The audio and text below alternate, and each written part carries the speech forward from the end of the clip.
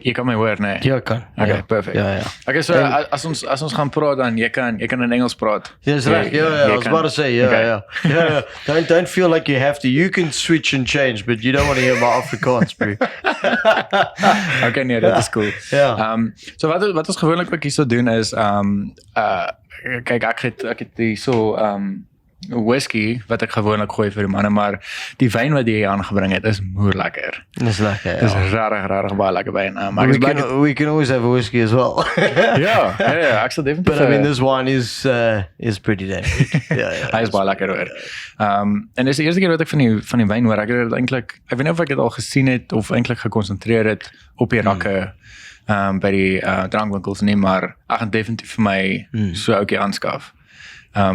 Sodra die Springfield Wholeberry. Yeah, it's a cab sav. Yeah, it's a cab sav. It normally comes in a bottle. Well, it obviously comes in a bottle, but the bottle's wrapped. Where's it wrapped? Yeah, it's wrapped. Oh, okay. Yeah. So the whole series of Springfield, the white wine, the red ones, all of them are wrapped in like paper. That's more cool. Yeah. Oh, okay. With a sticker on the front, Ek gaan definitief, ek kyk, ander drink nie eintlik nie, maar ek geniet so nou en dan my wijntjie. One bottle of red when you're chilling is lekker. Yes, dis lekker. Ja, dis lekker. Ja. En ek dink hierdie is die lekkerste wyn wat ek al gedrink het. Dis regtig, dis so sag en dit net moes lekker smaak. Nee, ja. En ek dink 'n mens kan redelik nogal baie van dit drink. Ja, ons het nogal so baie wyn gedrink. Yeah, we have. Cheers, nee, brother. Lekker. Cheers. Really lekker. Cheers. Thanks dankie Retipi. Thanks for having me, man. Thanks for your first English guy on your show. Dit is die eerste, first English guy. Okay, so jy besit Vespa Pretoria. Ja. So tel my 'n bietjie meer, hoe het jy julle journey begin tot en met waar jy nou is?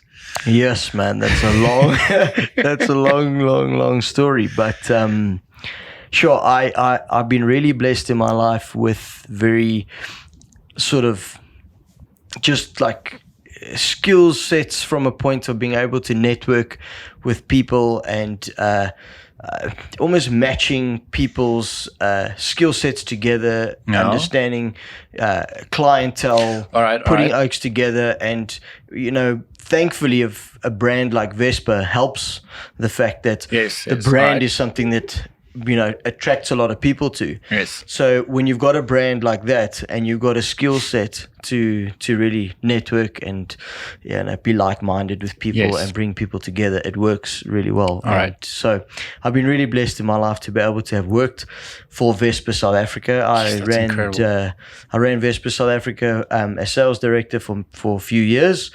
I worked for Vespa South Africa about 5.5, 6 years, and good 5 years of that I was sales director for Vespa South Africa. Yes. Sounds a lot more prestigious than it probably was, bro. And to be honest with you, I think I got the title simply because the oak in Cape Town wouldn't listen to me. So my MD at that stage said to me, "What's going to make him listen to you?" And I was like, "Well, I think if you give me a bigger title." So, bro, the title, and it's great. It was a non-executive directorship, so it wasn't. I wasn't like on the board of directors or anything. Not that it's a really small sort of family-owned business anyway.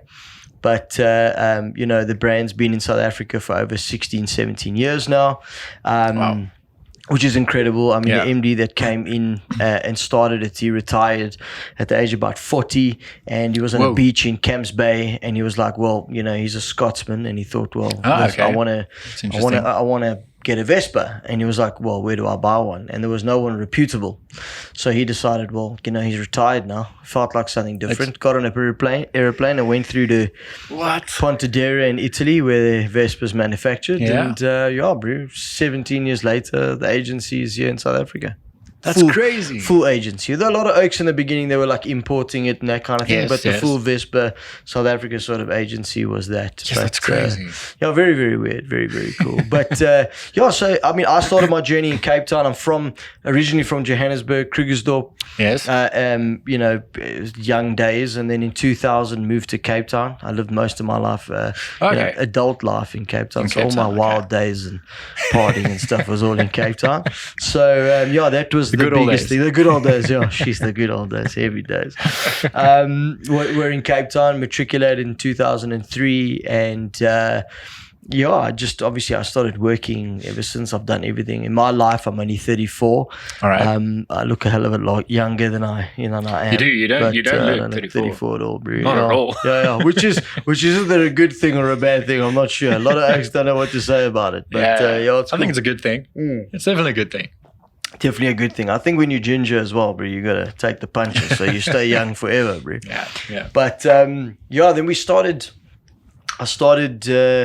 I can't tell you my whole life story. It will be here forever. But ultimately, I've been retrenched 3 times in my life. 3 times? Yeah, 3 times. Yes, and I've worked in sales environments all my life. I've sold IT equipment. I've sold on-hold voice recording software.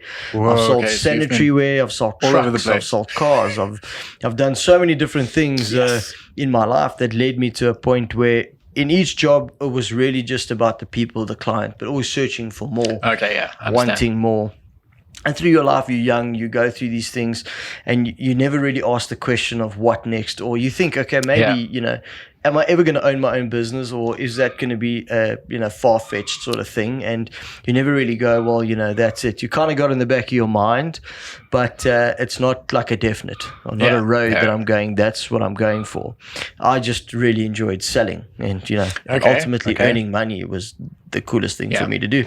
And it really fed my habit. I wanted to party all the time and just, whatever. But, so working in environments all like that. And the last job I had before Vespa, I was actually a store manager for Dion Wyatt. I ran Dion Wyatt stores. Okay. Dion Wyatt. I worked for Dion Wyatt for quite a few years. Was that in Cape Town? Yeah, I was in Cape Town, yeah. So when I started there, I was a sales manager at Tiger Valley Shopping Centre. Yeah. And I was there I was sales manager for about 6-7 months, and then they promoted me to a store manager. Okay. And then I ran the store manager position in Tiger Valley, and then they opened Canal Walk, and I opened that with another branch manager, and then different things. Opened Blue Route, opened Cavendish Square, and it's always been managing and being with people, and that's just been like the thing. And eventually I got to a stage where I was like, okay, guys, like I can't do this anymore. There's something else I have to do. Yes. And I didn't know what that was. All I knew is that I was like, I can do this job, and I'm bored of it, and I need the next sort of challenge. And I was too young to be a store manager. They were never going to make me store manager because I was also a bit wild and whatever. Okay. And I was young. I was like 26, 27 years old. I was young. Okay. Yeah. So then I decided, you know what, I'm going to leave and go look for a regional manager position somewhere. And funny enough, I came across the advert for Vespa, and I knew a mate of mine that was at school. One of his mates worked for Vespa, got hold of him on Facebook, and I said, hey, bro, what do you think of the brand? Yeah. And so he phoned me and he said to me, bud, it's the best brand, but you got to work hard, and it's the hardest thing to sell because you're selling a massive luxury product. That's true. It's not cheap. It's a sweat. And I was like, okay, kind of like weird, but should I do it? Shouldn't I do it? And I was like, well, I got nothing to lose. Let me go for the interview. And I applied for the job and got the interview, and I met the MD, which was Andy Reid. Yeah. I met him, and it was at 8:30 at the Clifton Ambassador Hotel. Oh, okay. And I ended up leaving that afternoon at 3:00. What? Yeah. At 3:00? 3:00. I met him at 8:00 for breakfast. Had a cool chat. We hit it off so well. We went through to the shop. We met the sales guys. That's walked around amazing. the shop, and before I knew it, I was sitting at a computer typing my own letter of appointment. Yes. And he offered me the job on the spot, which was quite cool. Oh, that's cool. And, That's cool. Yeah, then I took it. 30 days later, I started my first day as a Vespa regional manager for Cape Town. Yes. And we moved the shop from, it was always at the clock tower at the bottom in the waterfront. Oh, yes. Exactly where that is. Yeah. Where the BP garage was on the corner there. Yes. Always had a Vespa shop there. Oh, all right. Then we moved it to Greenpoint. And that changed the world, man. That just hit the lights out. That new building right in the center, like proper Cape Townian workers sort of working in the area, walking past. Before it was a lot of tourists down at the bottom. That's true, yeah. You know, not Oaks really keen. It was more of a destination, not like by sight sort of shop. But this shop then obviously, you know, transpired to what it was. And it did incredibly well, like incredibly well. So well, in fact, that he said to me, listen, yeah, you need to come up and start influencing Joburg and Durban sales. So then I started traveling. And bro, that the history just say that, you know, that's all I did, bro. I lived a really good life of Vespa. I traveled, I was selling Vespas, I was riding Vespas in every city, you know, doing breakfast rides, doing tours. I mean, we'll get into that and explain to you a bit more. I actually want to talk about that what we do and how we ride. But I mean, long story short, I got to a point where working then in Johannesburg, moved down here, you know, after living in Cape Town for so long, but eventually moved down here and I moved to Joburg and started working here. Met my wife here. Oh, so you met your wife here? Yeah, I met my wife here. Okay. Yeah. Right. So funnily enough, I met my wife at one of my good mates in Cape Town. He moved down to Centurion. At his wedding, which is one of my wife's best friends, they got married, and I met my wife at their wedding. That's crazy. Yeah, very weird. But it was weird. Like I met her, she was dating a guy. Nothing happened. I just kind of said hi. She kind of had this like thing for. She says she had a thing for gingers. I'm not so sure. That's what she said. But she says, okay, cool. Like, you know, I dig you, kind of thing. It wasn't anything, but she had a boyfriend, and obviously I didn't do anything. We just lusted. Respected, yeah. A couple of months later, 3, 4, 5 months later, the photos, you know, as they do, you would know, wedding photographers, they come out forever and a day afterwards. Yes, they do. And I saw it on Facebook, and I was like, wow, you're quite cute. And I liked her photo. And I started chatting to her on thing. And it took me, from the day I liked her photo, this woman, bro, like, it took me a full year to go on a full-on date with this girl. Shit, a year. Brother, she made me work hard, bro. She made me work hard, Ja, dat is wel krachtig. Well, you know, at the end of the day, bro, she's really beautiful. She's an amazing girl. And, you know, when you're ginger, you need to work hard, bro. So they say. No. But really blessed. She's an incredible woman, and we get along really well. I mean, you know, she's very cool. But so then, and fascinatingly enough, the thing that she'll talk about today, if you ask her, is the fact and her love for my passion for Vespa. You know, when she was talking to me about what I do and work for Vespa, it's something that intrigued her, that I could be so passionate about something, you know. Yes. And you know, for me, it's just been a natural thing. The freedom that I felt from the day that I rode my first scooter back in the day at school, you know, always wanting to own a Vespa, but thinking, Lord, it's just too expensive. Like, that's crazy. So I might as well work there, you know, get to ride them for free. But I got to really enjoy the brand, and through that, just that freedom, that sense of pulling up to a robot and like you got a helmet on. You can do it in any bike, but it's just something different. It's a different experience on a scooter, you know, like or a Vespa specifically. I mean, anything, any motorcycle really. You know, when you're riding in a car, you're in this cocoon and you're not really seeing. I mean, you wouldn't believe the dynamic of the people, even pulling up to a robot, standing there. And you check a begging guy on the side of the streets come to you just on a day when you like, because there's days where you just like, dude, get out of my space. No, and then there's days where you like, look at this oak and you think to yourself, geez, man, how? Yeah. You know, but in a car, you don't see it. You stand next to that like in a robot. You see the scars on his face. You see just the eyes. You see, you know, it's just, you know, that's like taking it completely wild that people probably don't see. But like, I've just experienced so many different things just being on a Vespa specifically, because that's, I mean, what I've been riding. It could have been on any other bike, but being able to stand there, smell the cars around you, the you know, the morning fresh, the sun on your face, that's so interesting. It's just, I've never thought about it like that. Massive sense of freedom, like beyond belief sense of freedom when you're riding a scooter or a motorbike or anything without being in a car.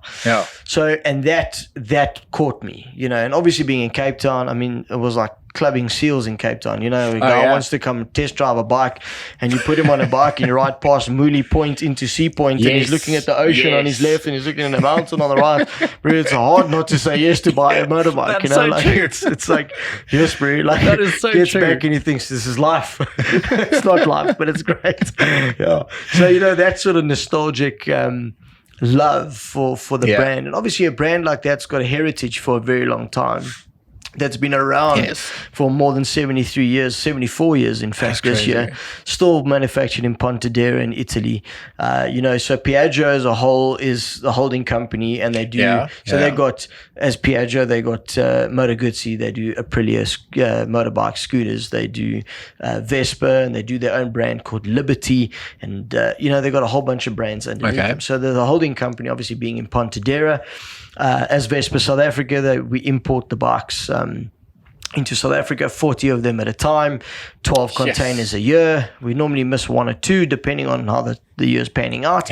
But generally, you know, selling about 450 scooters a year, which is you know, crazy. Which is cool numbers if you think about it. But your reality is, you know, maybe not to take it to the negative point, but it's not negative. It's actually quite incredible to find out how big South Africa is, considering that that's what like America sells in a month, bro. What? Yeah, it's scary. Yeah. Yes. Okay. Yeah, so you can't. I mean, South Africa's like tiny. Yeah, you know, that's true. You're buying, you know, what we can buy. We're doing what we can do. Do I wish we could sell more? Man, it would be amazing to see more people riding scooters, motorbikes, anything. We can get the crazy people off the roads, and people can ride more scooters. You save money. Bro, my fuel bill's 450 rand a month. Bro, are you joking? What? I ride a Vespa every day of my life, 450 rand a month. That is crazy. Yeah, it's mental, bro. It's mental. It's mental. It's crazy. You can finance a Vespa, pay for the fuel and the insurance for less than your car premium will be. That is incredible. It's crazy. You know? That is incredible. And that's all the perk of having it, but just the name behind it, the freedom that you feel, the lifestyle that you sort of get into. That's what sold me completely. When I then moved obviously to Joburg and working here a lot more, there was a guy back in the days, old director, his name was Trevor Wolfson. I really worked close with him. He was good at designing and customizing Vespas. They had a custom shop and they used to do crazy stuff like golf racing bikes, Porsche bikes. And he's, you know, spray job under the sun. They even took a Vespa and they cut out major laser out of the panels. I'll show you photos. It's incredible. You can actually send me photos and then I'll just put it up. Yeah, that'll be cool. I'll send you some pics. So laser cut it out. One of my really good customers, Brad Edwards, it's his bike, and they pumped it to the hilt with all the performance parts, and it runs ridiculously fast. But so they always push the envelope, and I looked at these guys and I thought, you know what? I watched them with customers, you know, and one thing that's got to differentiate yourself between any other competitor is the fact of your relationship with your clients. We all know good customer service brings a customer back, but what are you doing different? What are you doing differently to the rest of the people with regards to, okay, great, thank you, sir, for coming, nice customer service, that's fine. When you're building a community, that's different. When Oaks want to ride, you know, when a guy comes to me and he wants to buy a Vespa, the first question I'll ask him is obviously, can you ride? Or, you know, whatever the case may be, or what do you ride? Do you ride anything? Because a guy generally, if his, you know, mates are riding BMW GS 1200s or, you know, KTM 1290s, they're not necessarily going to go, well, I'm in the market for a bike, I'm going to buy a Vespa.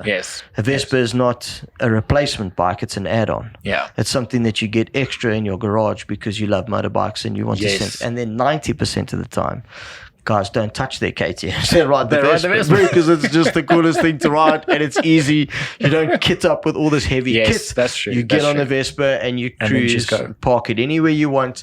And bro, you can park a GS, you can park a 1290 KTM, you can a multi-strada Ducati, whatever it might be. Those are more adventure bikes, but even the classics, even if you go through an R9T or a Ducati Monster or a Scrambler next to it, you'll get the guy that'll look at it and I'll go, cool, but you park a Vespa there, bro. And then it's just like, ask. Boom. Everybody asks. They look at this thing and they think, wow, you know, like it's just something completely different. It is, you know. It is. And everybody can say what they want, bro. Everybody wants to own a Vespa. That's your reality. You know, whether it be a 2-stroke classic, whether it be a 4-stroke new, you know, that's got everything on it, which I'll tell you a bit more about later. But I mean, that's the thing. So that's the thing that sort of grabbed me, that I saw from these people and thought, you know what, if you're going to do this, you gotta be different, and you gotta really, your clients have got to become your mates, and they've got to be people that you like-minded with. And that's one thing that I love about the Vespa. You got people that, I mean, my clients are guys that own big companies like 4 News, Krispy Kreme guys. Guys, big news cafe. They own big businesses. I mean, one of my clients owns a couple of MTN shops. I'm talking about plenty. But he owns 25 Vespas, bro. Like, this kind of guy is the catalyst of being a very wealthy guy, but a down-to-earth guy. And it doesn't matter if he's on a white, yellow, pink, blue, customized, handlebar mirrors, acropovic exhaust pipe, whatever. When he arrives at that breakfast, the Vespa's the Vespa. Yeah. There's a ceiling. It's not like a Daytona car day where a guy will come in a pleb Ferrari, and then you'll get a guy in a Pista, 488. The guys will navigate to that oak, and you'll feel like he's the oak. Yes, the Vespa flattens everybody. It becomes a point where you can't hide behind anything. It's who you are. So you have a conversation with this oak sitting next to this oak is a poor oak or a random, normal guy like me. I mean, who the heck am I? I'm sitting around a table with all these guys, big businessmen of industry, but we've got one thing in common.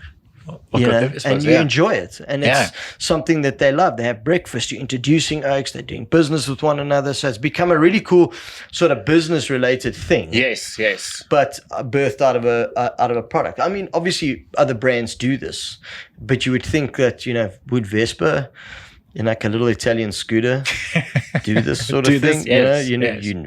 Not really, but it's all about the people, and it's all about being able to have the ability to bring the people in and get them to know each other. So I make a point of it, and I learned this from really a few of my clients, is no matter where you are, what room you're in, don't sit back and watch. Introduce yourself. Yeah. And I learned that from a good client of mine, Antonio Rossetti. He was a big shot at SAB for a long time. The name sounds familiar. Yeah, he was a big shot at SAB. He ran the entertainment side and stuff. I've heard his name before. Yeah. And then he's done so he's retired in the interim, and he's doing some freelance work for, he did for Devil's Peak. And so he's the kind of guy that he knows everybody in the industry, whether it be sport, whether it be crazy. I mean, like, a lot of contacts. Yeah, big time. So this kind of guy, when I play around the golf with him and you come off the golf course with him, it's like he'll walk in and he'll look at me and he said, "Don't be shy, and I'm not going to introduce you, you introduce yourself." Okay. I'm like, what? Okay. And you go, so how's it? How you doing? Chat to his mates. And I'm like, first I'm standing there like this, and you look at me, he says, "Introduce yourself, man." And I'm like, how's it? I'm Clinton. I'm like the whole time, like, introducing myself, and I feel like a bit of a pleb. I'm never going to remember anybody's names, but like, the confidence that gave me was just like, and that's it. Just, this is who I am. This is what I do. How you doing? There's no harm in that, and people remember that. They might not remember. You'll never remember 10 oaks around the table, but they'll remember the one oak that came there. Looked them in the eyes, greeted them.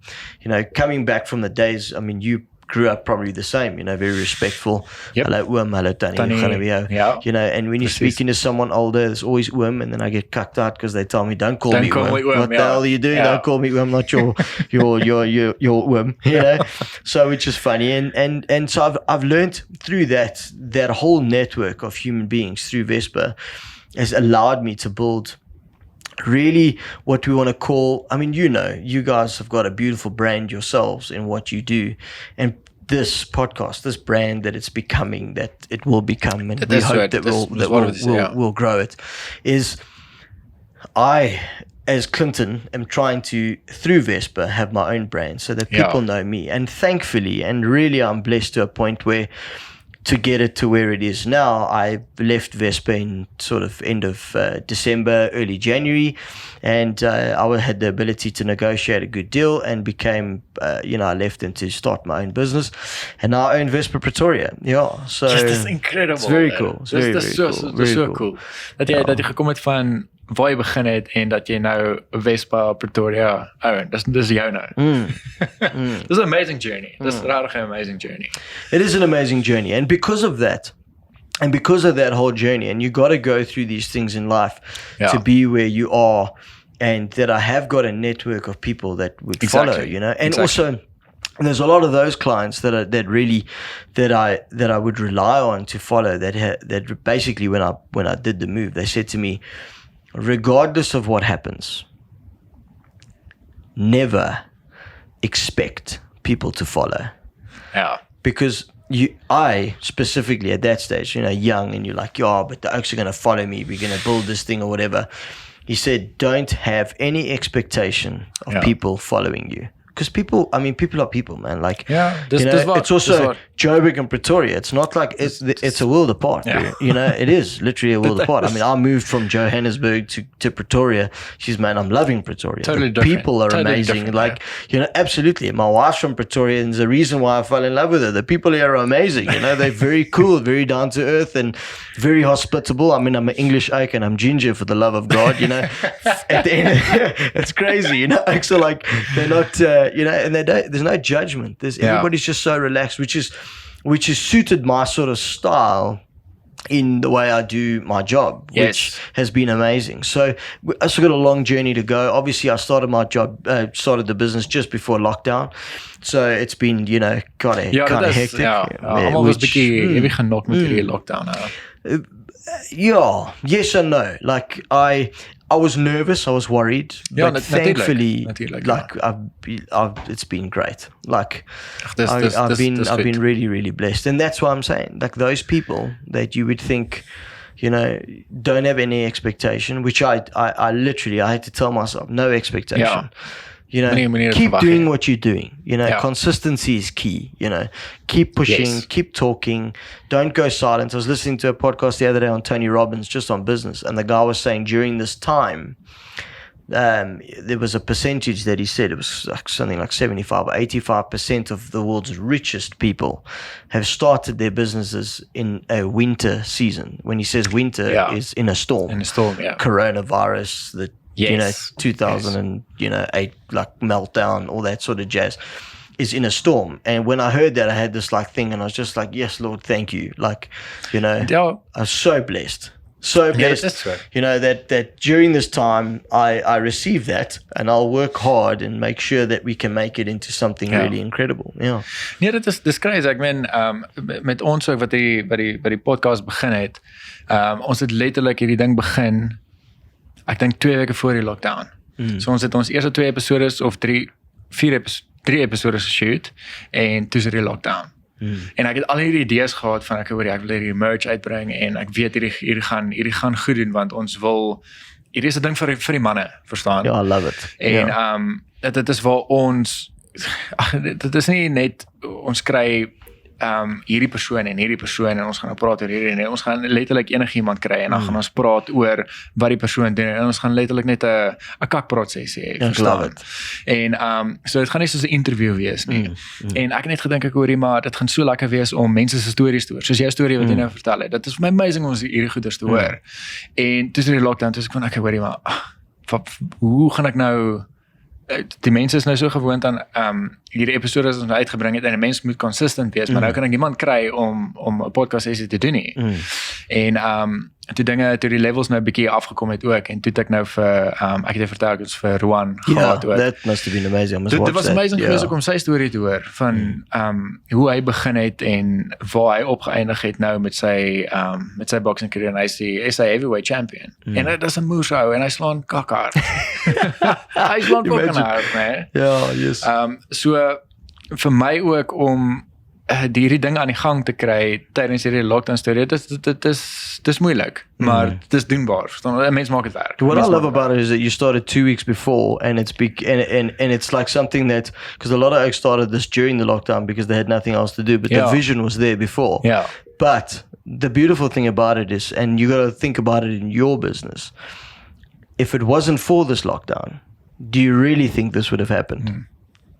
My bro, because you actually travel a hell of a lot. Yeah, that's true. You So lockdown was actually a blessing. Mate, absolutely. And there's reasons for all that. And the fact that you can get there and you can grow it, the brand is cool, the setup is amazing. If you, whoever gets an opportunity to do this, it's amazing. It's really cool. I love the vibe. I really love the vibe. I love the lighting. I love the vibe. It's really cool. I feel a lot more important than I am. That's amazing. I appreciate it. It's very, very cool. But you see, there the vision that you had, comes into what it's supposed to be during this time, and the things you wouldn't have thought of because you might not have put as much effort in. That's exactly true. Yeah. All right, so tell me a little bit more about the how people can do like a tour with Vespa and all of that stuff. Oh, cool, sweet. So I'm super excited to hear that as well because I don't know how it works. Which is cool because I want to give you some content so you can I want to put it up there. For sure. So and this is the thing. So we started this whole Vespa just with our customers. So how it all birthed. You got this Vespa, you got these cool customers, and now what do? You got this cool thing. Yes, you can go on rides. You can go. It's not a case of we're not a patch wearing sort of get colors and stuff like that. Biker gang, like biker gang or anything like that. Or you have and there's nothing wrong with it, like the BMW club or the but they go to another sort of extreme where they get like patches and they have like Colours special nights where they have like meetings and stuff like that. That's great, and to be honest with you, probably it would be great and it would work, but it's never been that's never been my passion or a thing, because the problem with that is what I've seen in just from my own personal experience in different brands is when that happens, you lose focus of the customers around you that want to purchase, and it becomes all about the club. And the problem about when you got a brand that you're trying to do, because it's different if you got like a motorbike gang. It's a whole bunch of oaks that ride different motorbikes that they're passionate about. It might, you get one influential guy and the oaks all ride his bike because they like him. But they're part of another biking thing, and that's something different. But when it becomes a brand and you're trying to sell to all your customers, and you get all your customers in a room and you create a bit of a club, there's so much eventual like animosity because people are people. There'll be who's going to be the leader, or I think you want to go. I think we got to do this, and he won't do it. He'll just look around and wait for the next act to do it. There won't necessarily be a leader to do it. So I think of it, and to be honest with you, when I came into Vespa, this was already going. So the vision was sort of set by a guy, that Trevor Wolfson that I said, he owns a business called Fuel Customs. You must check it out. It's really cool. He buys old Fiat 500s, restores them, and very cool. Really. And he used to be a director for Vespa, a really great guy, did all the custom work and whatever the case would be. Very nice guy.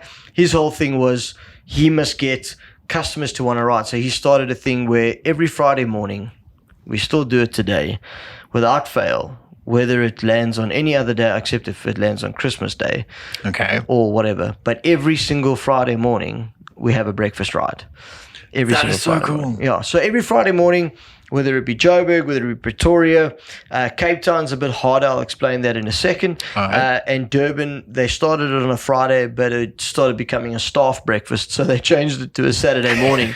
Durban oaks are weird. They just, it's weird. Like they just need to do it on a Saturday. So, which is cool. Every area is different. Like I've thought about trying 2 different days, because eventually, like I'm going to tell you now, the groups get so big that the restaurants get nervous when you want to come for breakfast, because we'll be 50 people on a Friday morning. Like it's and you'll see some pics of it. Really, like it's ridiculous. Like it's sort of birthed where every Friday morning, it's not a ride where we go on a ride. We basically, all that happens is at 7:30, people would meet at a different spot. So we'll meet at a spot, whatever the case may be. And that would be something that we would try and do. We would So for me, for example, it was always Joburg. So it would be Rosebank this morning at a coffee shop that everybody likes.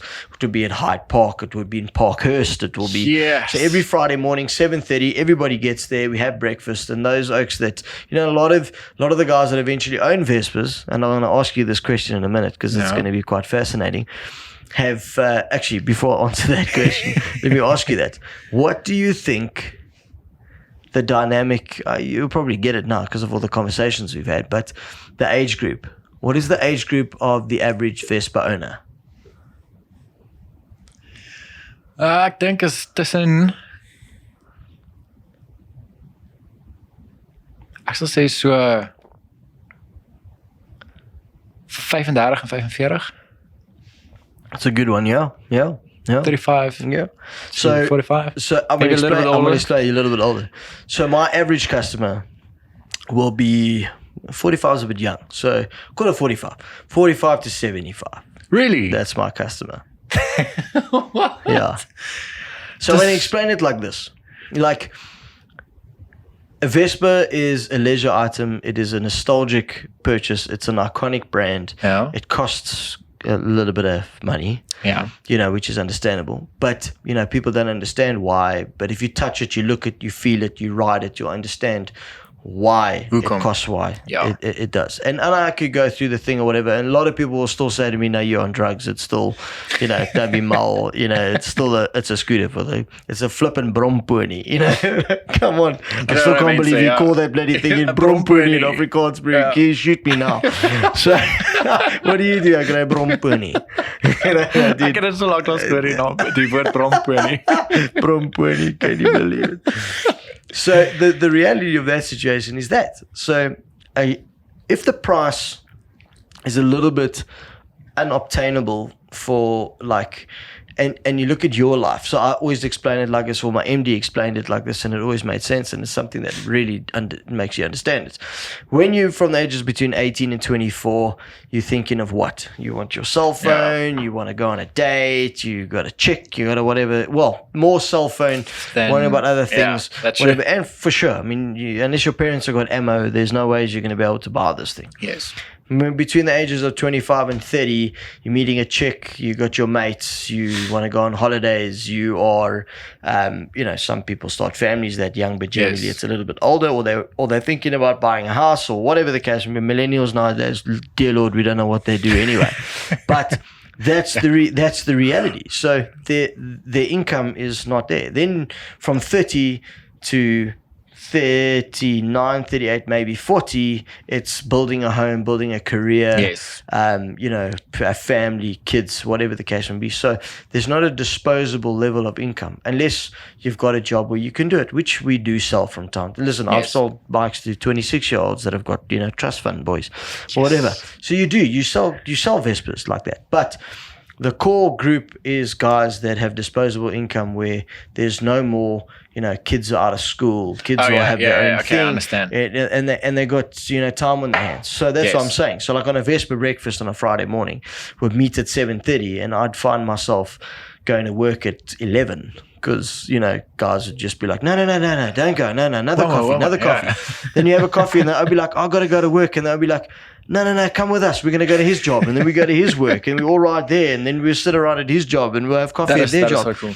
Which is amazing. And then it was amazing to watch these people do this while I just started. And I saw something that I've been thinking about for so long, that you got to, and I mean, I don't really want to bring my dad into this, but I mean, the reality is my dad does the same thing, but influentially. My dad's, I don't know if, I've never told you this, but so my dad is obviously he's a pastor as well. Yeah. All right. But he's the pastor for Bikers Church. And okay. And he's now the national leader for CMA, Christian Motorcycle Association. Oh, yes. In South Africa. Yeah. So we've said so watching him network with people and understand how he can keep a crowd and, just by being this guy that is a likable guy, and being consistent in character, good customer service or whatever, or it's not customer service in that sort of level, but someone that is approachable, someone that is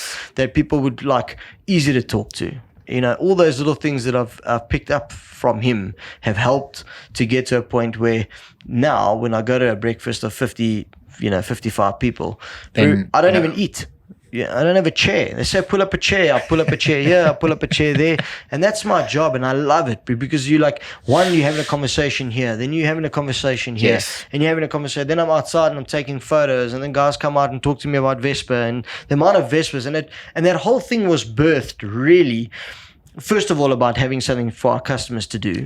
And second of all... Wat so 'n cool idee is, kies. Dit is so 'n cool idee. Think about that. Every Friday morning. Where on earth, every Friday morning? 100%. Dit is rarig so 'n cool idee. I mean, Harley doesn't do it. BM doesn't do it. Nobody, I mean, who does it? Like, it's amazing. Every Friday morning. Like, whether Pretoria, Joburg, you know, as we said, Saturday mornings, Durban. And Cape Town when they feel like rolling out of bed. And that's the reality. You go to these breakfasts, you meet these guys, and that's all it is. And it was birthed really out of exposure. Because you imagine going to a coffee shop or riding past a coffee shop. A lot of oaks have meetings on Friday mornings or whatever the case may be. And you pitch up there and there's 50 Vespas. Ja nee, ek sal massive impact. Wat? Ja. Wat gaan nie aan? And I specifically would hang around and watch people. And see. And if the guy sort of engages, wants to take a photo, you go and talk to him. Oh, what is this about? No, it's, just a customer base. Do you ride? Yes, I do. What do you ride? Cool, no, I don't. Would you like to ride? En is so goed vir bemarking ook. Vir bemarking ook. Want ek moet sê, as ek in daai ouderdomsklas val, en ek is by 'n koffiewinkel of so iets en ek sien ek hoor hier kom nou 50 Vespas hier aan. Dan gaan ek myself dink ek hoor maar ek wil deel word daarvan. Dit lyk so lekker. Ja, presies. En dan gaan definitief gaan en dan gaan uitvind en dit is bemarking.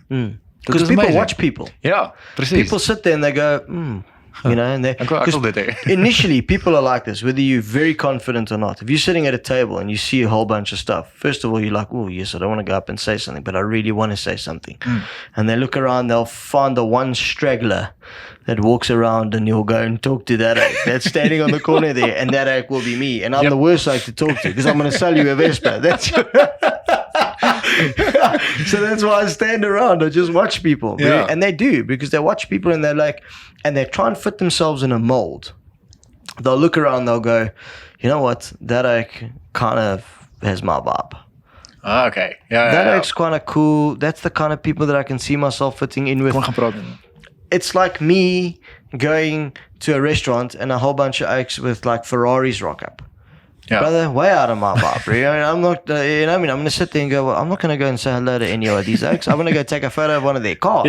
It's not I would just feel like, maybe that's not for me. But when it's Vespas, it's not intimidating. Ja, dit is waar wat jy sê. Dit is so waar wat jy sê. Ja. There's no intimidation factor because, like I said, there's a threshold, bro.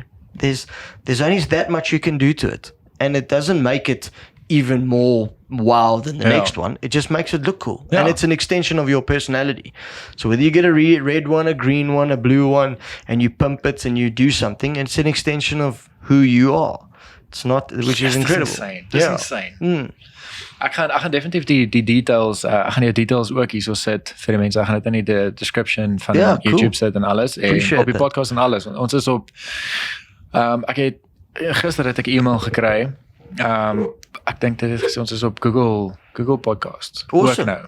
So ons, ek dink ons nog een wat ek voor confirmation wag, maar verder is ons is op Spotify, ons is op Apple Podcasts, op Google Podcasts, op man, we'll share Anchor en al die goed. So ek gaan jou details alles gaan ek daar sit. So die mense wat op enige van my platform is, kan jy daar details daar kry. En ek gaan, soos as jy vir my foto's stuur en video's maak, ek gaan alles hier so opsit. So terwyl ons praat, dan gaan ek dit maar net hier so vir die mense wys. That's bro, I'm 100% happy with En dan nog iets wat ek by jou hoor, hier is 'n bietjie, is heeltemal heeltemal van topic af, maar ek wil 'n bietjie vra oor jou tattoos. Dat ek het dit nou nie gesien nie. Dit lyk vir my so interessant. Shot. Ja, I like. Wat het jy? Is dit net het jy net hierdie is dit soos 'n sleeve? Yeah, so it's still a work in progress. So I'm probably okay. still going to get a whole bunch of stuff here, much to my mother's disgust. But I mean, first time I ever got a tattoo, and I'll tell you what this says now. Okay. She's like, it looks like a scorpion. Scorpion. So, I was like, Ma, do you know what this says? She goes, I don't care. It looks like a scorpion. I said, Ma, it says John 4 verse 23. That's what it says. And she's like, okay, it looks like a scorpion. I was like, what the flip? It's so funny. But now, when you're older, they can't do anything. So like, it is what it is. But, but you know, like for me, I've always just wanted a tattoo. It's never been anything crazy.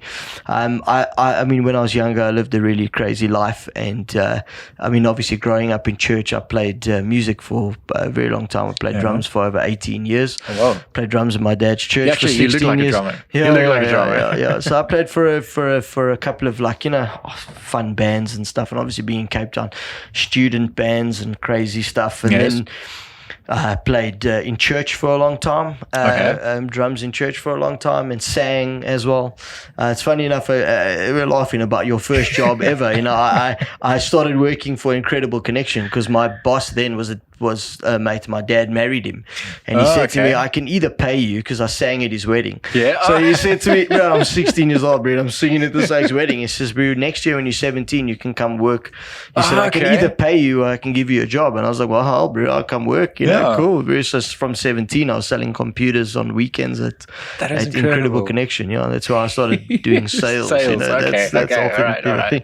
So, you know, through that whole thing, you know, loving the music and obviously playing music, playing drums and stuff. But a big thing for me would be like the worship part of it, and I really enjoyed that. There was something that there was nothing better for me than being behind the drums and really, you know, worshiping. It was really amazing.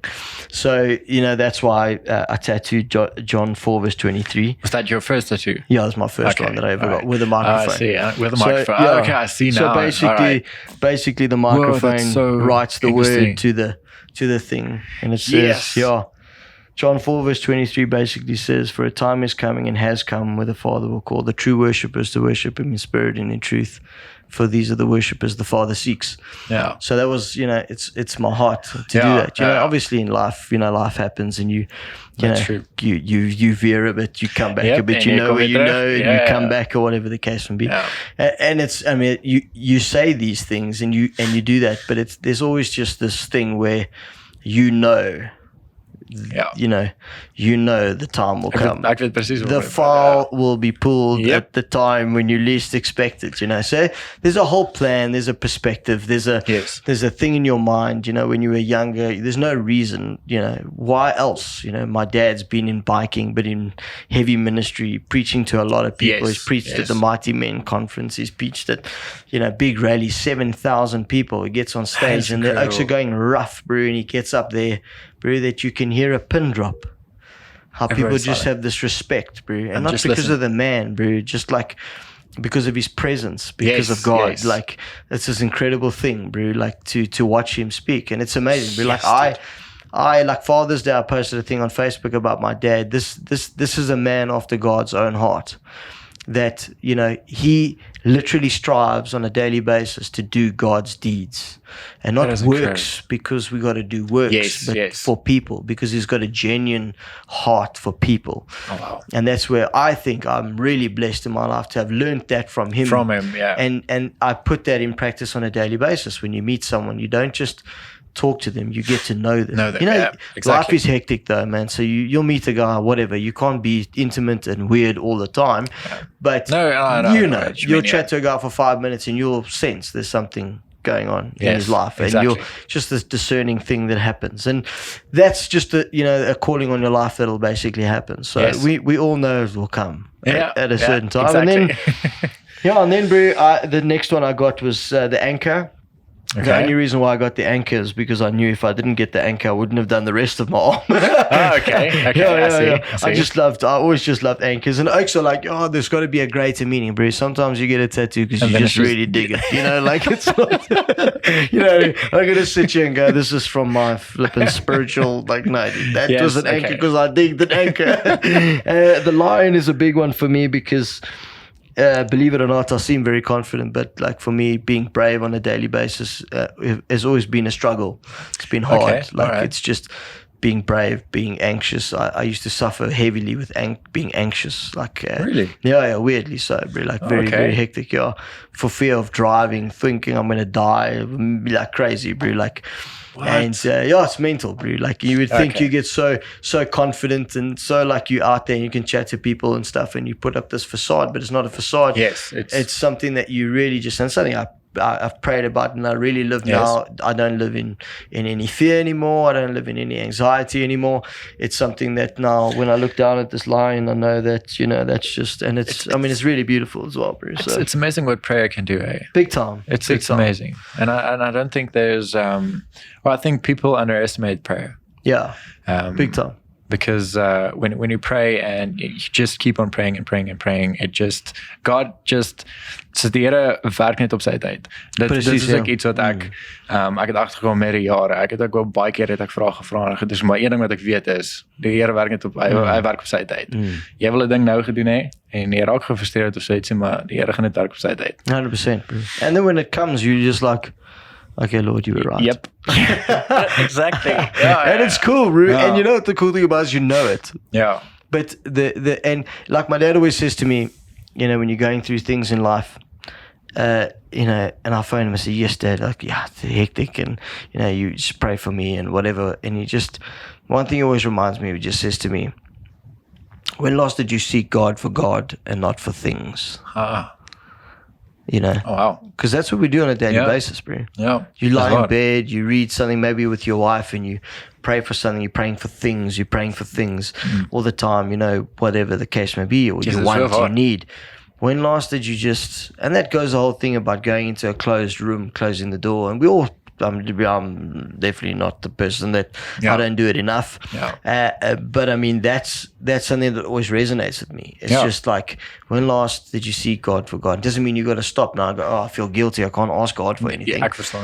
But carry on asking God for things, but start now. Seek God for God. Just, you know, and, you know, He opens just the doors for you, man. Like that you never thought were there. Which is quite incredible, bro. Yeah. Ryan het my nog 'n bietjie getreffer. Tell me about it, bro. So my brother-in-law, funnily enough, my brother-in-law is a really, really good guitarist. He plays for Mark Hayes. Yes? Yeah, Mark Hayes. My Lord. Gee whiskers. Apologies, Mark.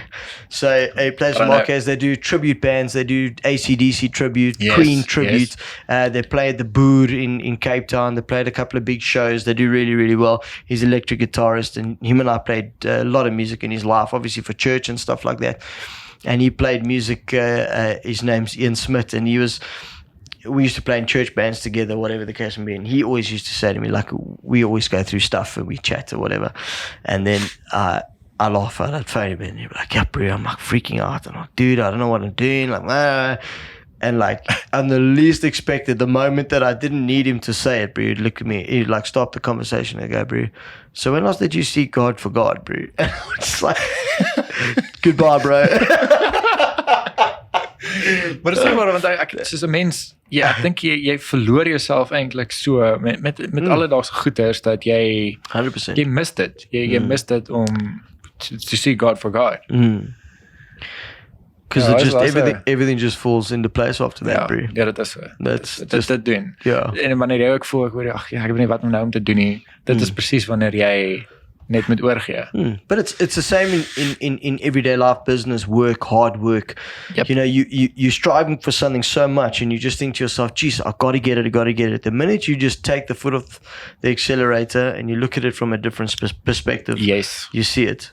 And that's the perspective. You know, seek God for God in that trivial, that craziness, that want, that need, that freak out.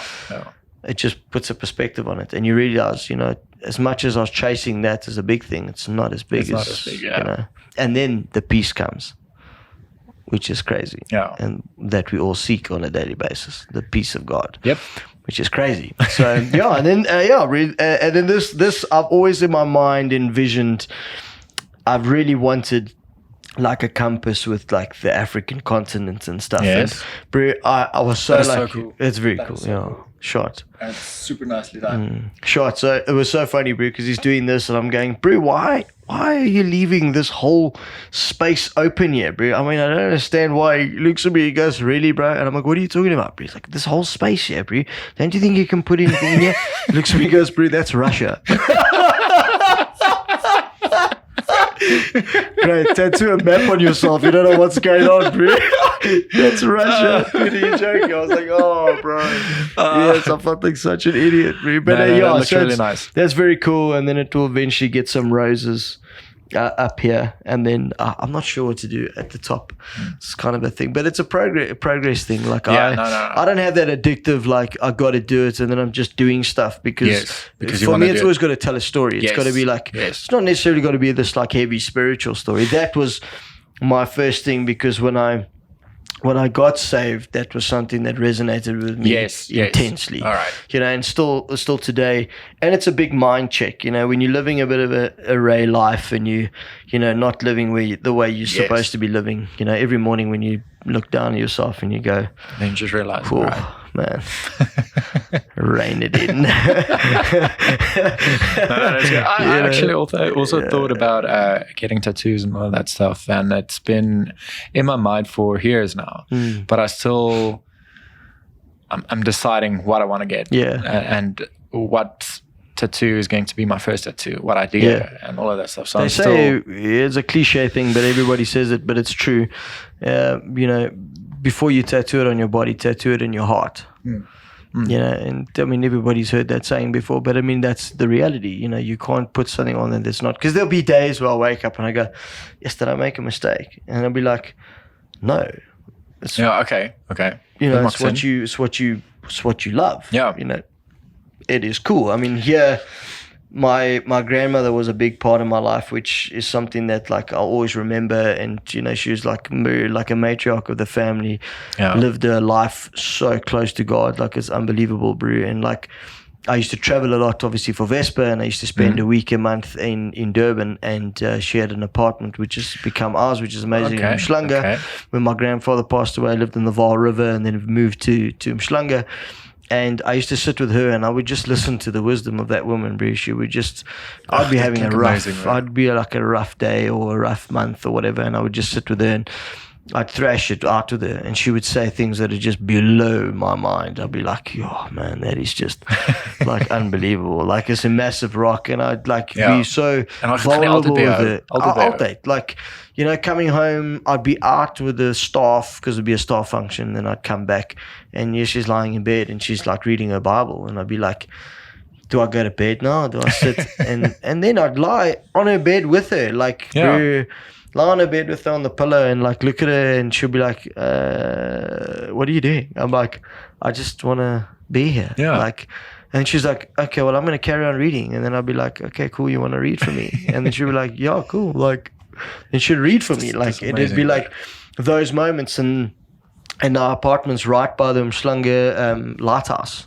Wow, okay. Yeah, and from the apartment we can obviously see the lighthouse. And you know, forever and a day waking up, and then when she passed away, every time I'd go visit there, I would sit outside and I would just look at that, and it would be like, you know, that's a very like lame excuse to get a lighthouse tattooed on your body. But that's the reason why we're going to get a lighthouse. Okay. Yeah, so that's probably one of the more sentimental sort of things. But they don't always have to be sentimental, man. No. You can't listen. When you're going to do a sleeve, not every aspect of your sleeve can be, you know, emotionally like, you know, it's impossible, bro. Maybe the big pieces will be something that you like, wow, because it's something you got to think about. But I mean, you know, the shading was because you know. Oh no, come on! Like it's not something hectic, but nee, ek verstaan wat jy bedoel. Ja. Okay, so ek gaan definitief vir die mense wat ek ook ken, gaan ek verduidelik ook wat jy my nou verduidelik het en dan gaan ek hulle details, jou details ook vir hulle gee sodat hulle bietjie kan gaan opkyk en jou Vespa so the dealership, so my dealership's in Centurion. It's in Centurion Gate, right next to the Bavarian motorcycle shop. So just off John Foster, it's corner of John Foster and Akkerboom Street. Yes, that's right. There's a Rhapsodies there, in Tennessee's right there, and then there's a Wildman hunting shop, that everybody goes in and out. And the shooting range makes my whole showroom do this. But I mean, it's awesome, which is cool. It brings good feet in and out. Yeah, a little buy like an audio. Amazing. Yeah, we're really best. Workshops downstairs as well, so we do full, obviously, services, panel work, anything, for Vespa. I try, obviously, I mean, we're a Vespa shop. I do everything Vespa related, and if I can't do it, I've got a lot of mates and know people that can help. With anything, bro. Nee, dis cool. Maar ek wil net vir jou dankie sê dat jy sommer gejoin het op hierdie podcast. Appreciate it, random, Ek sien uit vir die mense hierdie te wys en om bietjie Vespa net bietjie te laat versprei. Thanks, man. That is really cool. I really appreciate it. I'm excited. I think this is such a cool thing, and thank you for having me. Dankie vir jou. Nee, dankie. Ek waardeer dit. Maar ek sien uit om op ons volgende episode en daai goeie te wanneer ons 'n nuwe tafel het. Definitief. En dan gaan ek jou weer nooi. Sommer met die ander twee manne. Bro, absolutely, that'll be so cool. Cheers, my bro. Thank you, man. Thanks, my brother. Cheers. Okay. Sweet, bro.